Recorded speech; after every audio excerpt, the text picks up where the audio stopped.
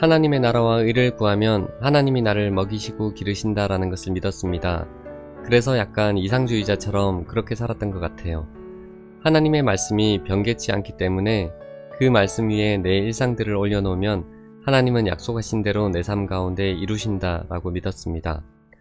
하지만 우리가 잘 아는 것처럼 믿음과 현실 사이에 괴리가 있었던 것 같습니다.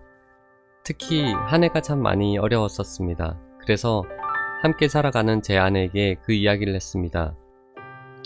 그래야 긴축 재정을 하고 마음을 강하게 하든 준비를 할 테니까요. 그래서 산책을 하다가 아주 어렵게 말을 꺼냈습니다. 여보, 올해는 좀 힘들 것 같아. 여보, 올해는 참 쉽지 않을 것 같아. 그런데 그 얘기를 듣고 아내가 웃으면서 이렇게 얘기했습니다. 오빠, 뭘 걱정해. 우리가 살고 있는 집 있지? 그 집을 반으로 딱 쪼개. 그러면은 집이 남고 돈이 생기지. 이 돈으로 살아가는 거야. 그러다가 이 돈을 다 쓰고 나면은 아직 집이 있네? 그 집을 다시 반으로 딱 쪼개. 그러면 집이 있고 돈이 생기는 거야. 그 돈을 또 쓰다가 또 돈을 다 쓰면은 여전히 남아있는 그 집을 또 쪼개다가 더 이상 쪼갤 게 없어지게 되면은 우리 양가에 부모님 계시지. 부모님께 기대어서 살다가 부모님이 너희 제발 나가서 살아라 라고 하시면 그건 그때 고민하면 되는 거야 라고 말하는 거예요. 그래서 제가 그 얘기를 듣고 그런 방법이 있었구나.